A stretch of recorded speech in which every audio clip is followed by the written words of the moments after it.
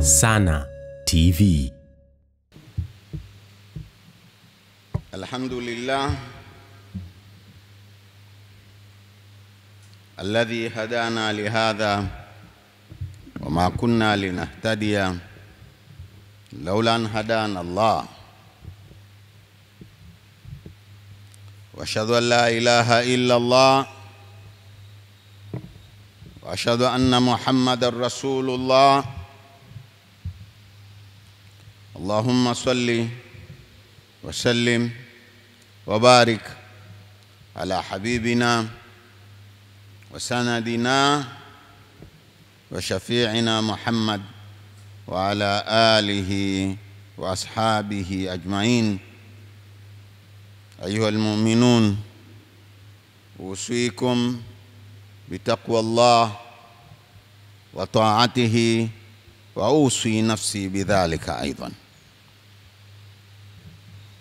Ndugu zangu waumini tuliohudhuria katika swala hii ya Ijumaa, tumuombe Mwenyezi Mungu na tuhusiane kumcha Mwenyezi Mungu na kumtii ili tuweze kufanikiwa. Dini yetu imeamua kila Ijumaa kuwe kuna nafasi ya khatibu ambaye anapanda katika mimbar kuelekeza wenzake mambo ya Mungu wao. Leo hii khutba yetu itakuwa na mwendelezo katika yale ambayo yamo sasa hivi katika viwanja vyetu vya nchi ya Tanzania, matunda ya yale yaliyotokea baada ya uchaguzi na fujo zilizozuka. Ndugu zangu Waislamu, hakuna nafasi katika Uislamu kila mtu kuwa na fikra zake na mawazo yake tofauti. La, sisi wote tunatakiwa tufate Mungu anataka tuwaze nini na tufanye nini. Baada ya yale yaliyotokea, Watanzania wakiwemo Waislamu na wasiokuwa Waislamu wamegaika katika makundi takriban 6. Je, wewe Muislamu unatakiwa uwe kwenye kundi gani? Wako ambao kundi la kwanza la wale waliofanya fujo hizo za kuharibu mali za watu, kuharibu miundombinu, kuhatarisha na kuwatoa watu hai. Miongoni mwenu au miongoni mwetu wapo ambao huo ndio mrengo wake. Je, Uislamu unaukubali mrengo huo? Na kundi jingine la pili ni la wale waliochukizwa na fujo hizo na matendo hayo, hawayapendi, wameyakasirikia, hawayataki. Hilo ni kundi la pili. Kundi la tatu, wako waliofurahia, hakuandamana, hawakuchoma, hawakuharibu miundombinu, lakini wamefurahia. Wanaruhusiwa na dini yao kufurahia. Hiyo ndio khutba yetu ya leo. Unatakiwe katika kundi gani katika makundi haya? Kundi lingine ni kundi ambalo lenyewe lilikuwa linafanya kazi ya kuchochea, na mpaka leo pengine linaendelea na kazi hiyo ya uchochezi. Makundi haya yako ambayo yako ndani ya nchi na mengine nje ya nchi. Kama we ni Muislamu ni kitu gani ukifanya? Je, hili kundi linakufaa? Kundi jingine ni kundi la wanasiasa ambao wao yao ni siasa, na wenyewe kama wanavyoviita vyama vya siasa, lengo lao kubwa ni kutawala nchi. Basi wanaweza kupenda chochote ambacho kinaweza kuwafikisha kutawala pale juu ya nchi. Je, Uislamu unakubalieni hilo? Lakini kuna kundi lingine ambao walioingia katika mkumbo bila kujua wanafanya nini, na wengine ni imaan, idha faala an-nasu faalu. Wengine ni wafata mkumbo, akiona wenzake wamefanya hivi na wao wanafanya. Uislamu unatuambia nini? Tuwe wapi? Kutokana na jambo hili lilotokea, watu wanaongozwa na falsafa mbili. Kuna falsafa iliyoko katika ulimwengu itwayo falsafa ya uhalifu mtukufu. Mtu ni mhalifu lakini anaonekana ni shujaa na mwema, na anavishwa joho lililokuwa zuri, na wanasiasa wako tayari kumvisha mtu joho zuri wakati wowote, hata kama analolifanya ni baya, ikiwa lile lina msaidia kufika katika utawala anaokusudia. Na ndio maana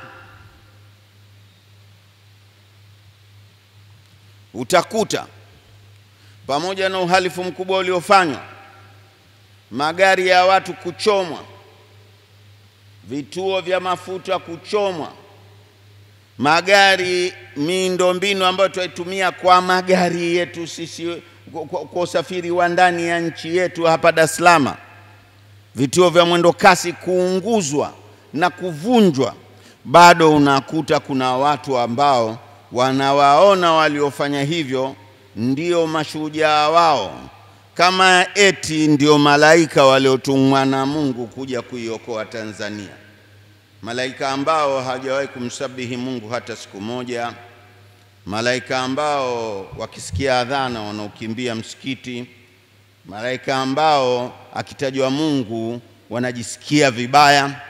Halafu inatokea wewe muumini wa dini ya Kiislamu unaamini eti wamefanya vizuri, ndio malaika wako wamekuja kukukomboa.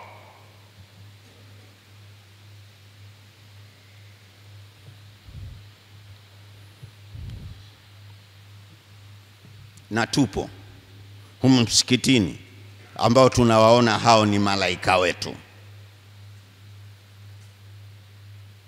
ambao leo kama litajebebwa jeneza kuja kuswaliwa wewe, hawamudu kuingia msikitini, wenyewe wanauogopa msikiti. Alafu wewe muumini unaamini hao ndio malaika wako eti waliotumwa na Mungu wako. Mungu yupi?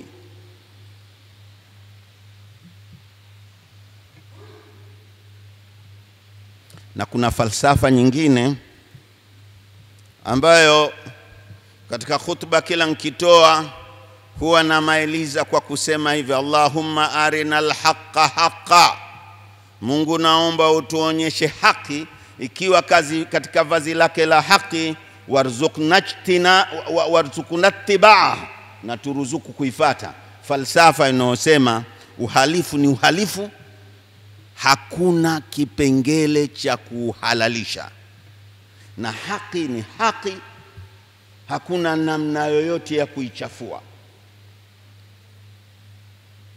Muislamu unatakiwa uwe katika kundi hili ambalo haliwezi kumuona mwizi kaiba alafu likasema mwizi huyu ni mwizi mwema.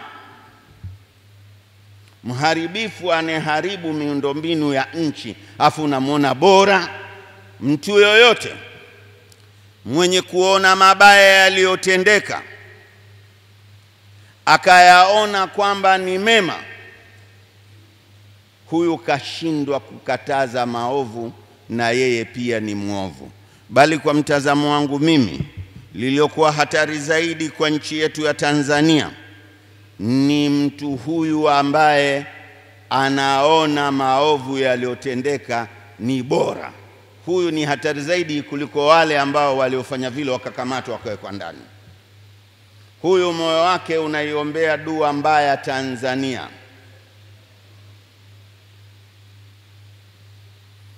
Na wakishakuwa watu wengi kama hao, basi nchi yetu imeangamia. Tuko katika makundi mawili. Falsafa inayoamini haki itangulie hata kama amani itachinjwa.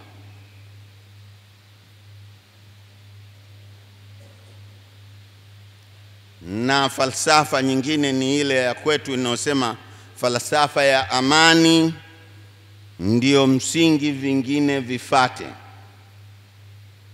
Hiyo ndio falsafa ya Uislamu. Na ndio maana maulama wakasema katika vitabu, situna sana biimamin dhalimin khairun min lailatin bila imam.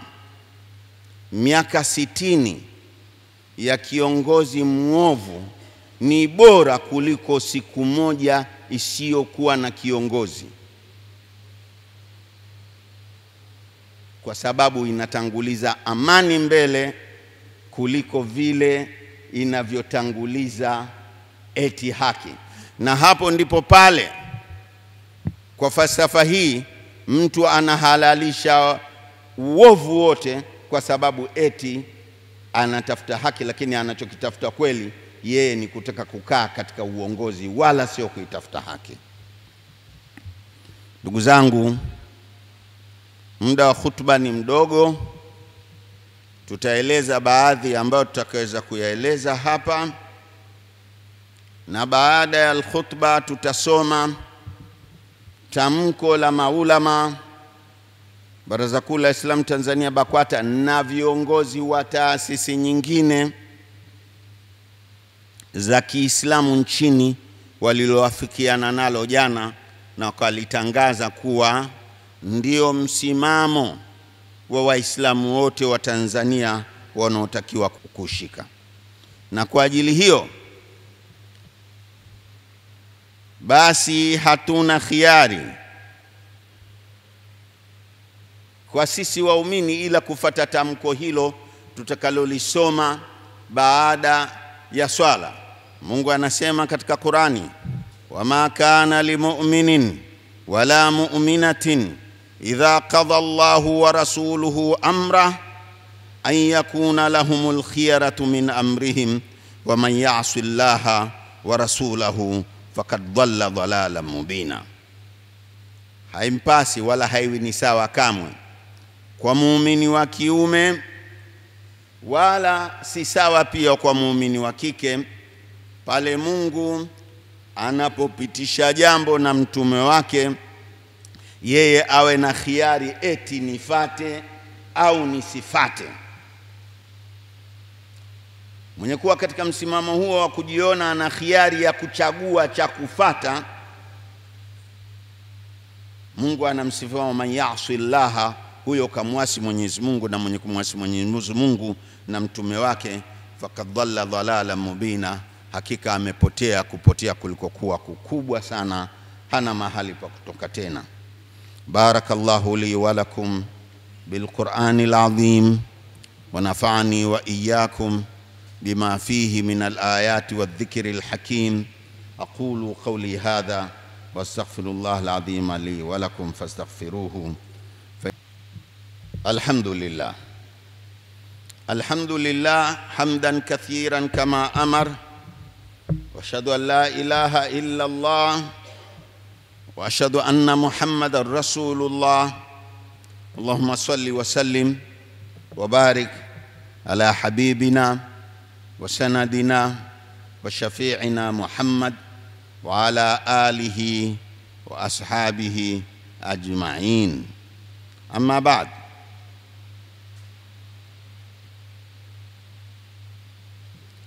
aya tuliyoisoma mwanzo, kwa kana limu'minin wala mu'minatin idha qadha Allahu wa rasuluhu amran an yakuna lahumul khiyaratu min amrihim wa ma yasi Allah wa rasulahu faqad dhalla dhalalan ba'ida mubina.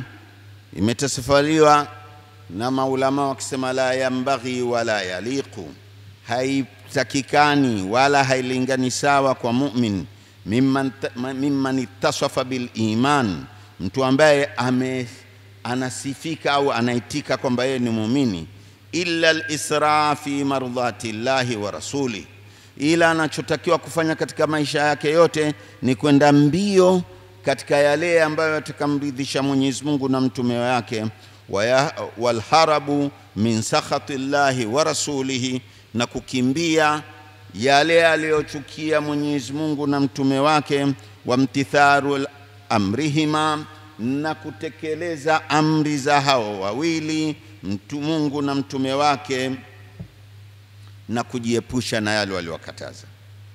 Sasa haya yaliyotokea, yani nataka nitibu nyoyo zetu. Naamini wako ambao, maana mimi nimekutana nao wenyewe, sema bora ingekuwa zaidi ya hivi, waacha wamezidi, wacha na wao waone. Mtu ambaye yuko katika hali kama hiyo anafanya yale yaliyotendwa ni sahihi. Na nimemsikia mwanasheria mmoja ambaye katika nchi kumetengenezwa kiti cha mwanasheria mmoja, anakuwa na kiti chake, naye amepata mimbari ya kusema, akisema baada ya kuona watu wanawalaumu vijana kwa waliowatenda, msiwalaumu vijana kwa walioyatenda, msiwalaumu. Eti elimu yake ndivyo inavyomtuma. Kama umesikia maneno yake, maneno ya mtume ni haya nitakayowasema sasa hivi. Hata siku moja dhambi ya aina yoyote, sio mzinifu mwema eti anazini alafu anakwenda kutoa sadaka kwa yeye mzinifu mwema. Uzinifu utabakia ni uzinifu, ni haramu. Kuiba mali za watu ni haramu. Kuharibu mali ni haramu. Ikiwa nafsi yako imepatwa na ugonjwa huu, ujitibu haraka, kwa sababu utakuwa umepotea. Mtume Muhammad sallallahu alaihi wasallam anasema, kaifa antum idha raaitul ma'rufa munkara wal munkara ma'rufa, mtakuwa katika hali gani nyinyi waumini pale mtakapoona mema ndio makosa na makosa ndio wema? Kaifa bikum? Maswahaba akasema, wakainun dhalika ya Rasulullah, hivi hayo yatakujia yawe wewe mtume wa Mwenyezi Mungu? Qala naam, akasema naam, wa aktharu min dhalika, na zaidi ya hivyo itakuwa. Akasema bali ashadda minhu, bali yatatokea makubwa kuliko hayo. Yapi hayo tena makubwa zaidi ya hilo mtume ulilolisema? Akasema wakaluma ashadda min dhalika, qala kaifa antum idha amartum bil munkari, itakuwaje pale nyinyi mtapokuwa mnaamrisha maovu? Yani mwenye kunadi anasimama kunadi maovu, kama alivyonadiwa, tokeni, wa ndugu zetu jirani wametudanganya kwamba sisi tunawakilishana, tumefanya hivi na nyinyi huko fanyeni, nyinyi mabwege. Tukaamrishwa kutenda ambavyo Mungu kavikataza, kuharibu mali za umma, kuwatia watu hofu, kwenda kinyume ambayo mambo mtume kasema. Mtume, kaifa antum idha amartum bil munkari, mtakuwa katika hali gani pale nyinyi mtakuwa mnapoamrisha maovu yafanywe, wa nahaitum anil ma'rufi, na mnakataza mema yasitendwe. Ndio hali tuliyokuwa nayo sasa hivi. Sisi Waislamu katika tamko letu ambalo tutasoma baada ya swala, na naombeni kwa kadiri ya uwezo mbakie, kwa sababu kama hamkubakia mkalisikiliza, ambalo halichukui zaidi ya dakika 3-4, mtadhania ni jambo dogo, lakini kwenu ni kubwa sana. Kivipi? Kwa sababu utafuata mrengo unaoudhania wewe, ambao ni mrengo ambao dini yako haikutaki uwe hivyo, utatukuja temka neno, lile neno tahsabunahu hayyinan, nyinyi waliona ni dogo, wa huwa inda Allahi adhim, hali ya kwa Mungu ni jambo kubwa. Inna rajula la yatakallamu bikalima la yulqi laha bala fayahwi biha fi nari jahannama 70 kharifa. Haka mtu anaweza akatamka neno, yeye anaona kasema kijineno kidogo, kumbe kile kijinono kile kineno kidogo alichokiona kikenda kikamvugumiza katika moto wa jahannama maili 70 huko, akaenda kuwekwa huko kwa kile kineno. Wa inna rajula yatakallamu kalima, na mtu anaweza kutamka neno la yulqi laha balan, laha anaona kama kasema neno dogo, lakini kumbe neno ni jema, likamnyanyua na kumpeleka peponi. Sasa tuko katika hali na jinsi ilivyo hali yenyewe ni kwamba ni ushindani wa nguvu mbili, na nguvu hizi zinatokana na imani ya dini. Kuna nguvu ya imani ya dini fulani inahamasisha maovu yaonekane mema, na waovu waonekane mashujaa, waonekane ni malaika. Alafu kuna nguvu nyingine ya imani ya Kiislamu ambayo inataka muovu aonekane muovu na ubaya uonekane mbaya, na namna ya kusahisha ule ubaya kama vile Mungu alivyosema, udhu ila sabiri rabbika bilhikma walmawidhati alhasana, kwamba lingania katika njia ya Mola wako kwa hikma, sio kwa uasi, sio kwa kuua watu, sio kwa haribu mali, kwa hikma na maidha aliyokuwa mazuri. Umeshindwa basi mtume Harun na Musa alipokwenda katika mikati ya Mola wake, alipokwenda kwenye ile mikati ya Mola wake siku 40, hawa huku wakaamua kuabudu ndama. Aliporudi akakuta wanaabudu asiyekuwa Mungu, akamuuliza mtume Harun, ma manaka an tattabi'ani idh ra'aytahum dhallu, kwa nini hukuamua kunifuata mimi ulipoona wamepotea kiasi hiki? Akamshika ndevu zake na kuzivuta na kumtingisha. Harun akasema, ya ibna ewe ndugu yangu kwa mama, la ta'khudhu bilihiyati wala birasi, naomba usinishike ndevu zangu wala kichwa changu kakitingisha hivyo unavyokitaka. Inni khashitu, mimi nimehofia, an taqula farraqta baina bani Israil, yani ningeamua kuwakataza na kumchukulia hatua aliyokosea, wewe ungekuja kuniambia nimewagawa makundi wana wa Israeli na sikufuata mwongozo wako. Hiyo ndio manhaji ya dini yetu. Lakini kuna manhaji nyingine ambayo Mwenyezi Mungu katuhadithia kwenye Qur'ani, yenye waumini, ambao kwa bahati mbaya sisi wengine tunajikuta tunaifata, hali ya kuwa ni sifa mbaya ya dini nyingine. Mungu anasema katika Qur'ani surati al-Maida, luina alladhina kafaru min bani Israila ala lisani Dauda wa Isa ibn Maryam dhalika bima asaw wa kanu ya'tadun kanu la yatanahawna an munkarin fa'alun labisa ma kanu yaf'alun. Wamelaniwa wale waliopewa kitabu miongoni mwa wana wa Israeli katika ulimi wa Musa kawalani, na Yesu ambaye ni Isa naye kawalani hao watu wa bani Israeli, dhalika kwa sababu wao walivyokwenda kinyume na amri ya Mungu na wakawa wamekosea. Kanu la yatanahawna amunkarim faaluhu, walikuwa hawakatazani juu ya baya walitendwalo. Na mpaka leo kwa bahati mbaya wana wafuasi katika zama zetu ambao wakiona baya wanaamua walivishe ngozi ya utakatifu. Sisi Waislamu haturuhusiwi kufanya hivyo. Tunatakiwa tuyachukie yote mabaya na tuyataje mabaya kwa ubaya wake, na tumie hekima katika kuyaondosha, wala si fujo.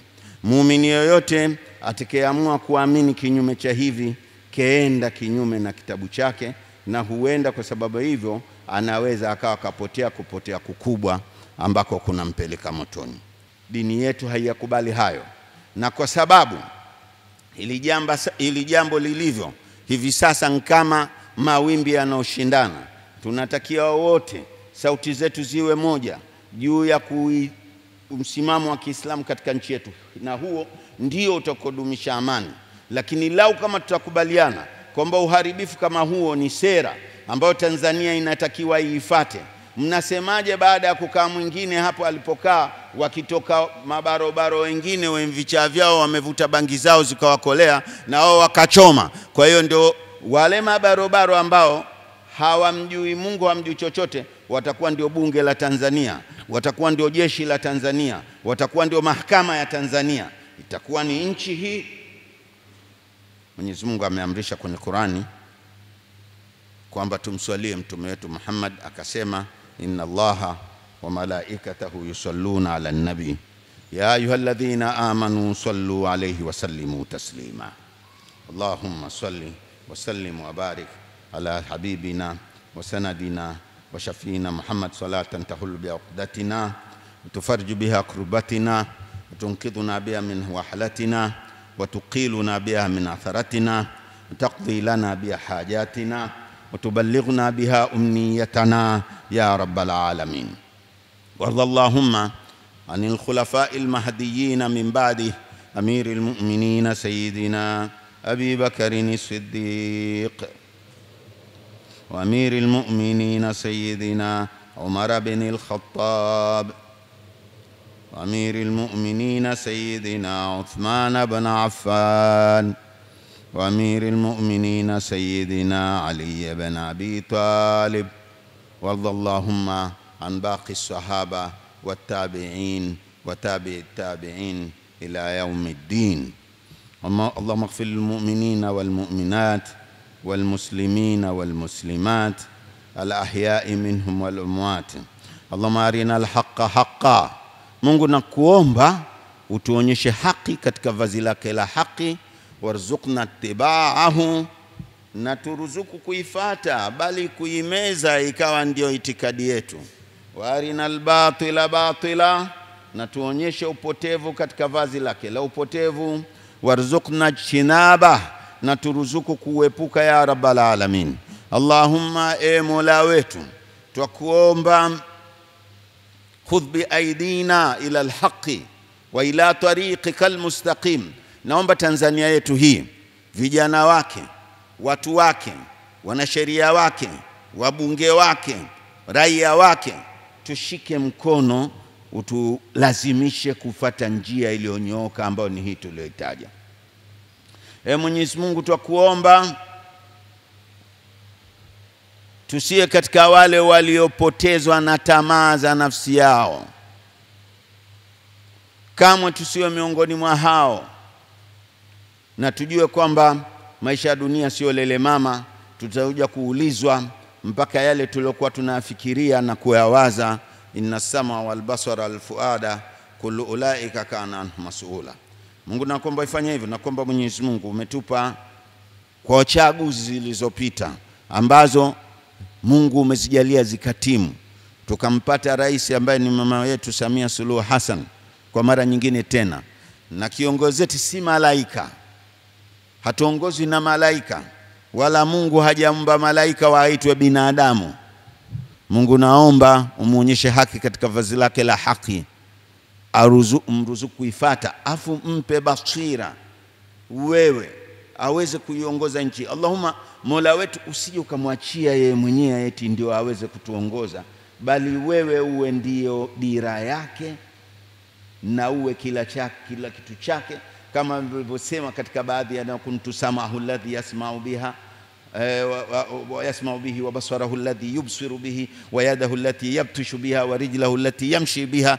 Tuomba Mwenyezi Mungu uwe kwa kiongozi wetu huyu mkuu hivyo,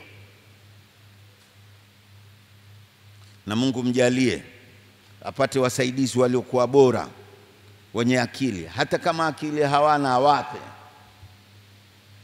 hata kama muongoza hawana waongoze. Hakuna aliongoka ila yule uliomuongoza wewe. wala hakuna aliyefanikia ila wewe uliyomtaka afanikie.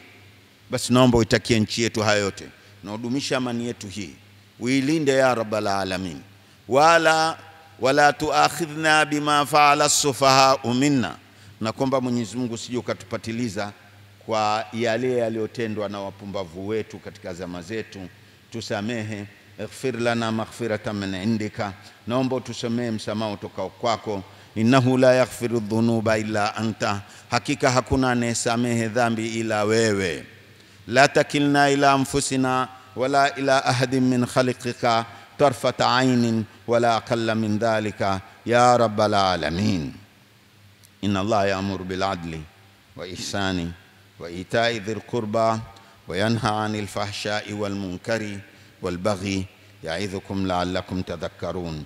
اذكروا الله العظيم الجليل الكريم يذكركم واشكروه على نعمه يزدكم ولذكر الله أكبر والله أعلم بما تصنعون. وأقيموا الصلاة.